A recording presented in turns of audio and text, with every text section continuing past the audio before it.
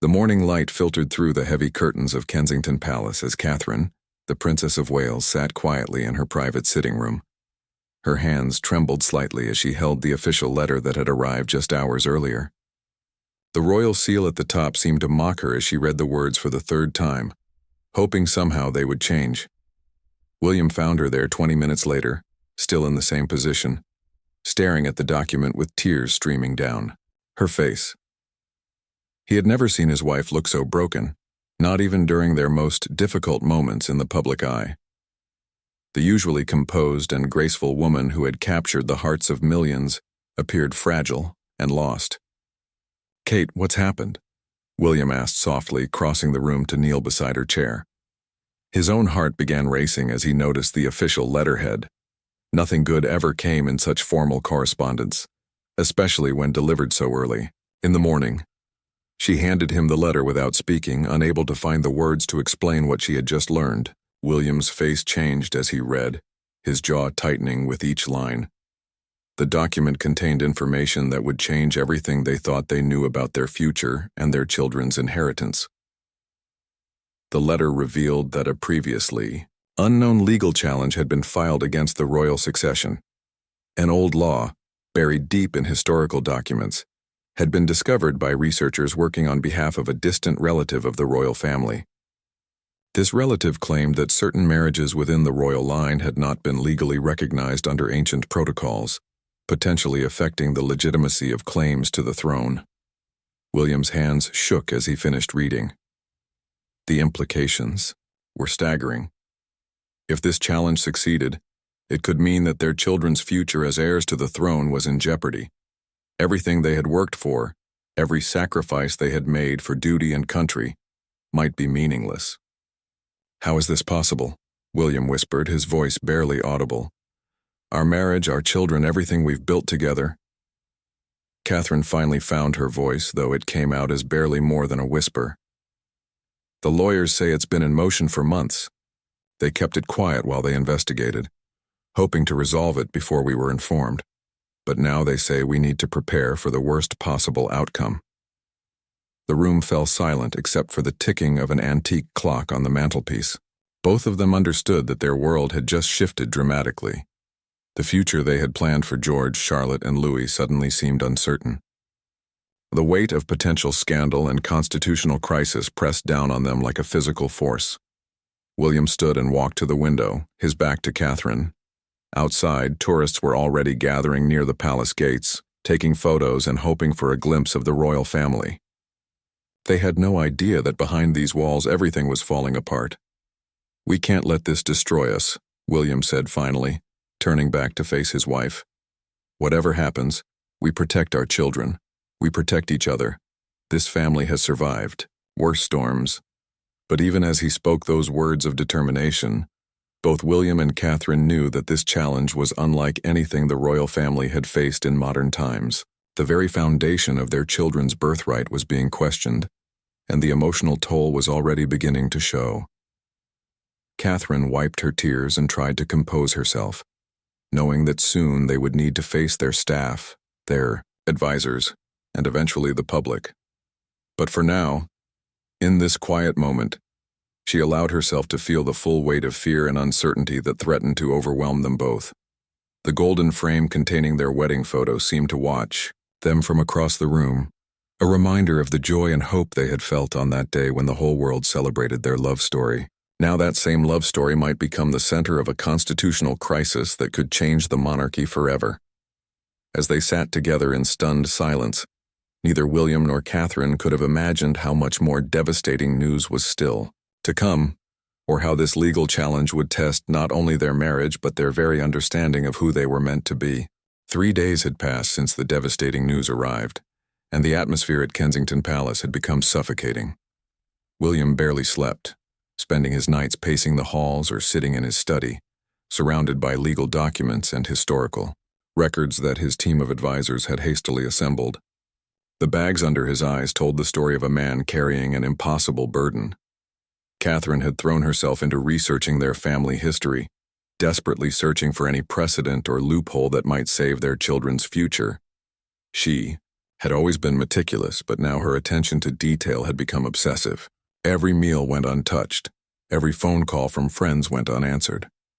The children sensed something was wrong, though their parents tried desperately to maintain normalcy. George, now old enough to pick up on tension, had asked several times why Mummy and Daddy seemed so sad. Charlotte had become clingy, refusing to let Catherine out of her sight for long periods. Even little Louis seemed more fussy than usual, as if picking up on the emotional turmoil surrounding him. "We have to tell them something," Catherine said during one of their whispered conversations in the hallway. "George keeps asking if we're getting divorced." He heard some of the staff talking. William's heart broke a little more. The idea that their son might blame himself or worry about their marriage on top of everything else was unbearable. What do we tell a 10-year-old about constitutional law and succession challenges? How do we explain that someone is trying to take away his birthright? Their private secretary, Sarah, knocked softly on the door before entering with yet another stack of urgent documents. Her usually cheerful demeanor had been replaced by the grim efficiency of someone managing a crisis. "Your Royal Highnesses, I'm afraid there's been a development." Catherine's face went pale. She wasn't sure she could handle any more bad news. William straightened his shoulders, preparing for another blow. "The story has leaked to the press," Sarah continued. "The Times will be running it tomorrow morning. Our communications team is working on a response, but they need guidance on how much we want to reveal." William closed his eyes and took a deep breath. They had hoped to keep the legal challenge private until it was resolved one way or another. Now the whole world would know that the future of the monarchy was in question. The media feeding frenzy would be unlike anything they had experienced before. "How much do they know?" Catherine asked, her voice steady despite the panic she felt inside. "Most of it, I'm afraid. They have sources close to the legal team representing the challenger. The headline will question the legitimacy of the line of succession. Social media is already starting to buzz with rumors." The weight of public scrutiny added another layer of stress to an already impossible situation. William and Catherine had learned to live with constant media attention, but this was different. This wasn't about fashion choices or public appearances. This was about their children's entire future being debated and dissected by strangers. That evening, after the children were in bed, William and Catherine sat in their private apartment trying to process what their life was about to become. The legal battle would likely take months, possibly years, to resolve. During that time, every aspect of their family would be under a microscope. "Do you remember what your grandmother told us at our wedding?" Catherine asked suddenly, referring to the late Queen Elizabeth. "She said that duty would sometimes ask us to sacrifice our personal happiness for the greater good." William nodded, remembering the conversation well. "She also said that love would see us through the darkest times, that serving the people was both a burden and a privilege. I never imagined it would mean watching our children's inheritance being questioned by strangers," Catherine replied, fresh tears beginning to form. "George is so proud when people call him a future king. How do we tell him that might not be true anymore?" The irony wasn't lost on either of them. They had spent years preparing their children for the responsibilities that came with their royal birth. George had been slowly introduced to his future role, learning about duty and service. Charlotte and Louis had been taught about their important places in the line of succession. Now all of that careful preparation might be for nothing. William took Catherine's hand and squeezed it gently. "Whatever happens, we're still their parents. We're still a family. The lawyers say there's a good chance this challenge will fail. We have to hold on to that hope." But hope felt fragile in the face of such overwhelming uncertainty. As they sat together in the quiet of their home, both William and Catherine wondered if they were strong enough to weather the storm that was about to engulf their family. Outside their window, London continued its nightly rhythm, unaware that tomorrow the headlines would change everything for the royal family and potentially for the entire United Kingdom. The newspaper headlines were even worse than they had feared. "Royal succession in crisis" screamed across the front page of the Times, while other papers ran variations of "Future King's Crown in Doubt" and "Constitutional Chaos at the Palace." By breakfast time, the story had spread across social media like wildfire, with hashtags trending worldwide. Catherine couldn't bring herself to look at her phone anymore. Every notification seemed to bring another painful headline or cruel comment from strangers who felt entitled to judge their family. William had instructed their staff to monitor the coverage, but even the filtered reports they received were devastating. "Mommy, why are there so many cars outside?" Charlotte asked innocently as she peered through the curtains at the growing crowd of media vehicles lining their street. The usual number of photographers had tripled overnight, with news crews from around the world setting up camp outside every royal residence. "They're just excited about some grown-up news, darling," Catherine replied, trying to keep her voice light while guiding her daughter away from the window. "Why don't we play a game in the back garden instead?" But even the garden wasn't safe from prying eyes. Long-lens cameras pointed toward their private space from nearby buildings, making it impossible for the family to enjoy any outdoor time without being photographed. The children were effectively prisoners in their own home. William spent most of the morning on urgent phone calls with his father, King Charles, and various advisors.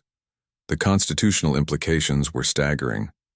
If the legal challenge succeeded, it wouldn't just affect William and his children, it could potentially invalidate Charles's own claim to the throne. The entire line of succession going back generations was being questioned. "The Prime Minister wants to meet this afternoon," William told Catherine during a brief break between calls. "Parliament is concerned about the stability implications. This isn't just about our family anymore. It's about the entire governmental system." The pressure was becoming unbearable. What had started as a personal crisis was rapidly becoming a national emergency. Constitutional scholars were being interviewed on television, debating the legal merits of the challenge. Political opponents were already suggesting this was evidence that the monarchy should be abolished entirely. Catherine found herself crying in empty rooms, overwhelmed by the magnitude of what they were facing. She had married into the royal family knowing there would be challenges, but nothing had prepared her for the possibility that her children's entire identity might be stripped away by legal technicalities. The worst part was the uncertainty.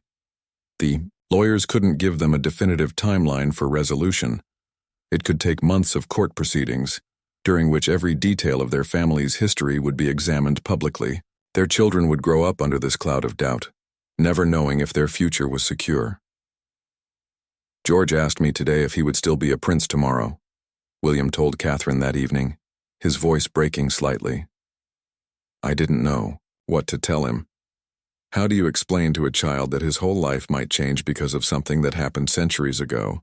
The legal documents spread across William's desk told a complex story of marriages, annulments, and succession laws dating back to the 1700s. The challenger claimed that certain royal marriages had not followed proper protocols according to church law at the time, creating questions about legitimacy that had never been properly resolved. "Our lawyers say the evidence is circumstantial," William continued, "but the law is so old and complex that it's difficult to prove definitively either way. We might be fighting this for years." Catherine sat down beside him and looked at the sea of papers. "Remember when our biggest worry was which charity events to attend or what Charlotte should wear to her first day of school? I would give anything to go back to those simple problems." Their private life had completely disappeared. Every meal was interrupted by urgent calls. Every conversation was about legal strategy or media management. The romance and joy that had once defined their relationship was being suffocated by the weight of constitutional crisis. The children's bedtime routine had become the only normal part of their day. But even those precious moments were tainted by the knowledge that they might be reading bedtime stories about princes and princesses to children who might not hold those titles much longer. "Whatever happens," Catherine whispered as they tucked Louis into bed that night, "we love you exactly the same.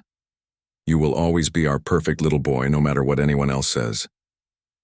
But she wasn't sure if she was trying to comfort her son or herself. The future that had once seemed so certain now felt like it was built on quicksand, and every day brought new evidence that their world might collapse completely. 2 weeks into the media storm, the emotional toll on the family had become impossible to hide. William had lost significant weight, his suits hanging loosely on his frame. Catherine's famous smile had disappeared entirely from public appearances, replaced by a haunted expression that photographers captured mercilessly. Even their most loyal supporters were beginning to worry about their well-being. The worst moment came during what should have been a routine visit to a children's hospital. As Catherine bent down to talk to a young patient, the little girl innocently asked, "Are you really a princess, or are you just pretending like in the movies?"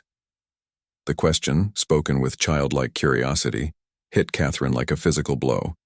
She managed to finish the visit with professional grace, but William found her sobbing uncontrollably in their car afterward. "I don't know who I am anymore," she whispered through her tears. "If I'm not the Princess of Wales, if my children aren't really princes and princess, then what are we? What have we sacrificed everything for?" The identity crisis was consuming both of them. Their entire adult lives had been defined by their royal roles and responsibilities. They had given up privacy, freedom, and normal family experiences in service to the crown. Now the possibility that it had all been meaningless was destroying them from the inside. At home, the children were showing signs of stress too. George had become withdrawn and anxious, spending hours online reading about their family despite his parents' attempts to limit his internet access. Charlotte was having nightmares and had started wetting the bed again. Louis, too young to understand the situation fully, was acting out with tantrums and refusing to sleep alone.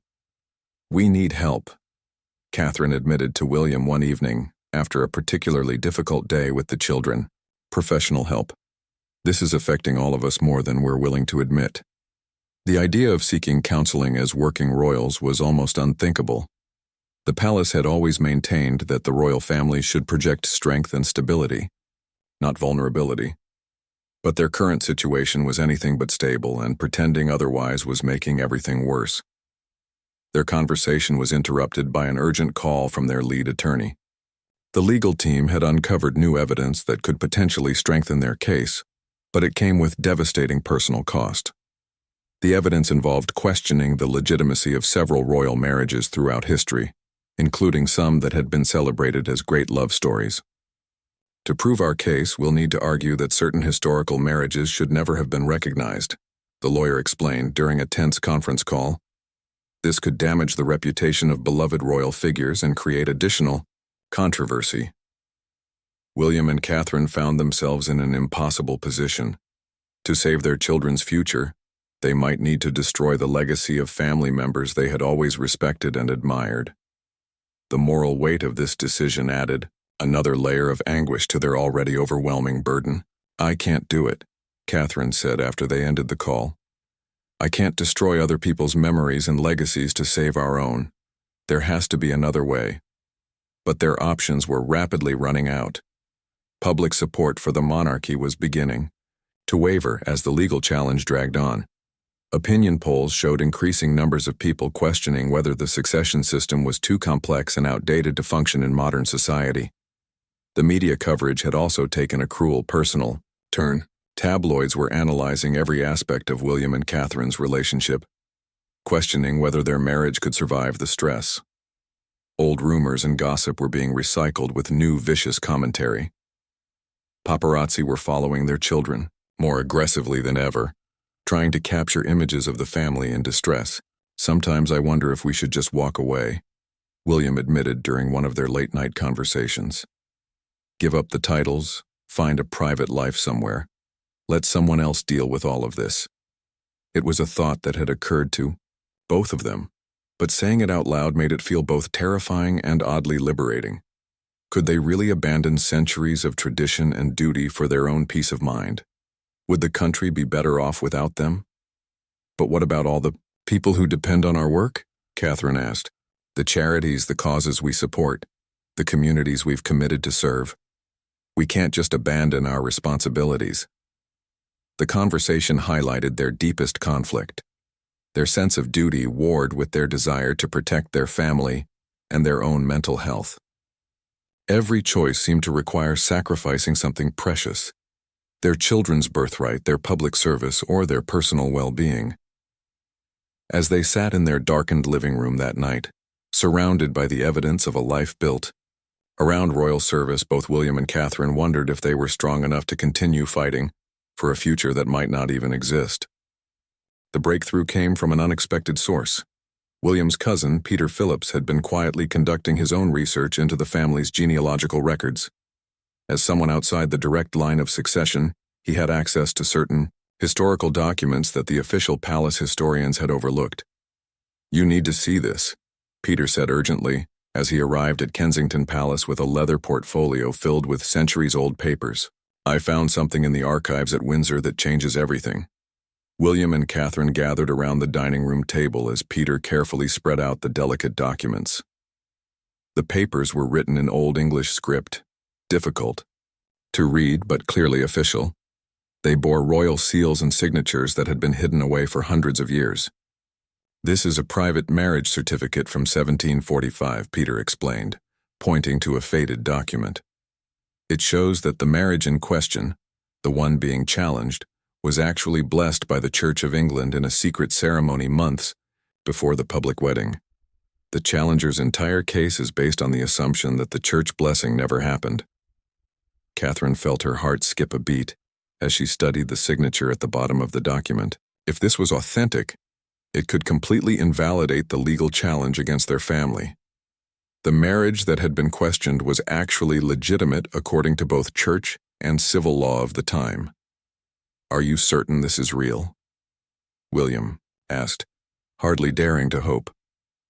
They had been disappointed by false leads before, and he couldn't bear another crushing setback. "I've had it examined by 3 different historical experts," Peter replied. "They all agree it's authentic. The paper, the ink, the seals, everything matches the period. More importantly, there are corresponding entries in church records from the same year that confirm the ceremony took place." For the first time in weeks, William and Catherine allowed themselves to feel something other than despair. This evidence could end their nightmare and restore their children's secure future. But they had learned to be cautious about celebrating too early. Their legal team worked through the night to verify Peter's discovery and prepare their response. The document would need to be authenticated by additional experts and presented to the court in the proper format. Even with this evidence, the legal process would take time to conclude. The next morning brought another surprise. King Charles arrived at Kensington Palace earlier than expected, having cut short his official visit to Scotland. He looked older than his years, the stress of the succession crisis having taken its toll on him as well. "Son," he said to William, his voice heavy with emotion, "I need to tell you something that might change how you see all of this. Something I probably should have shared years ago." Catherine felt a chill run down her spine. After everything they had been through, she wasn't sure she could handle another family revelation. William took his father's hand and led him to the sitting room where they could talk privately. "When I was your age, something very similar happened to our family," Charles began. "There was a challenge to the succession based on a technicality involving your great-grandfather's marriage. It was kept secret from the public, but for months we didn't know if the crown would survive." William stared at his father in shock. "Why didn't you ever tell us about this?" "Because it was resolved, quietly, and your grandmother felt it would only create unnecessary worry. But watching you and Catherine go through this, I realize keeping family secrets doesn't protect anyone. It just makes the next crisis more frightening because you think you're facing it alone." Charles went on to explain that the royal family had faced similar challenges throughout history, but they had always found ways to overcome them. The monarchy's survival depended not just on legal technicalities, but on the people's faith in the institution and the individuals who served it. "Daughter, public has watched you and Catherine serve with dignity and dedication for years," Charles continued. "That matters more than any old documents or legal arguments. People support you because of who you are, not just because of your bloodline." This perspective helped shift William and Catherine's thinking about their situation. They had been so focused on the legal battle that they had forgotten about the broader public support they had built over years of faithful service. That afternoon, their lawyers called with news about the historical document Peter had found. The court had agreed to fast-track the authentication process, and preliminary examinations suggested the evidence was indeed genuine and admissible. "If this document holds up under scrutiny," their lead attorney explained, "the challenger's case will collapse completely. We could have a resolution within weeks rather than months. Catherine felt tears of relief beginning to form. The constant weight of uncertainty that had been crushing her for weeks began to lift slightly.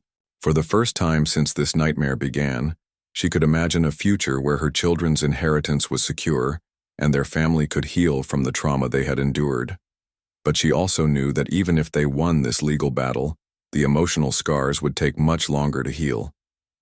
6 weeks after their world had been turned upside down, William and Catherine stood together in the High Court as the judge delivered his final ruling.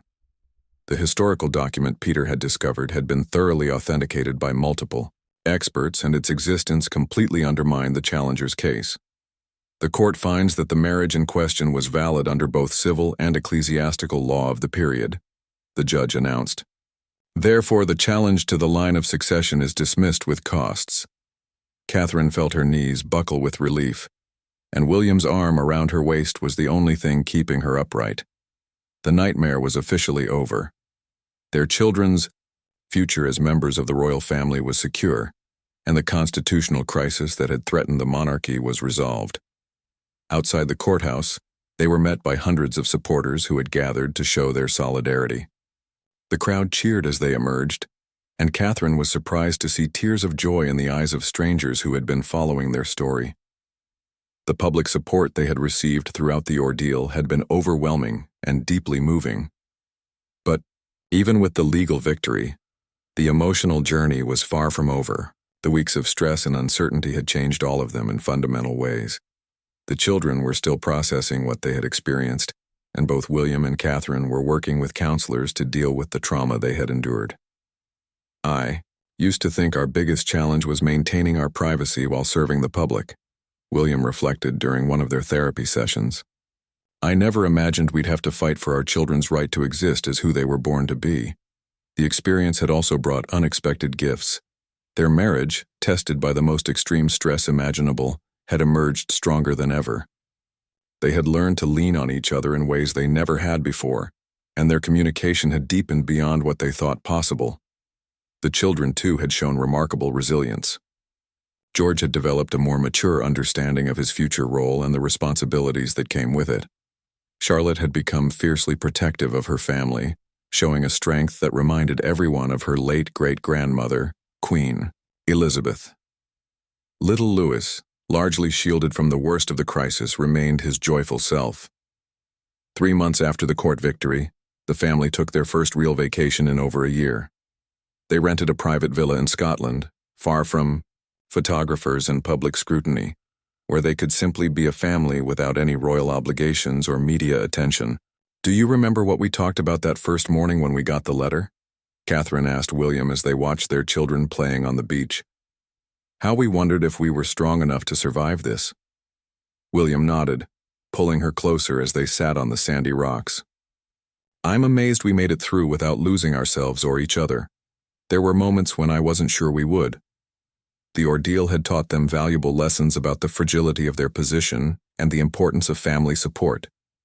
They had also gained a deeper appreciation for the people who had stood by them during their darkest hours: friends, staff members, and even strangers who had sent letters of encouragement. "I want to do something meaningful with this experience," Catherine said. "Maybe we can help other families who are going through legal battles or identity crises. We know what it feels like to have your children's future questioned." William smiled at his wife's characteristic desire to turn their pain into something that could help others. It was one of the qualities he loved most about her, and it reminded him why they had been able to weather this storm together. As they returned to London and resumed their royal duties, both William and Catherine carried with them a new sense of purpose and gratitude. They had faced the possibility of losing everything that defined them, and had discovered that their love for each other and their children was stronger than any title or tradition. The experience had also given them a more realistic understanding of their role in modern Britain. They were not just symbols or figureheads, but real people serving real communities. Their vulnerability during the crisis had actually made them more relatable and beloved by the public. Years later, when historians would write about this period, in the royal family's history, they would note it as a turning point. The succession crisis of 2025 had tested the monarchy's foundations and proved that it could adapt and survive even the most serious constitutional challenges. But for William and Catherine, the most important outcome was much simpler. They had protected their family, preserved their children's inheritance, and learned that love and determination could overcome even the most impossible circumstances. The tears they had shed behind closed doors had been tears of fear and desperation, but also of relief and gratitude for everything they still had together.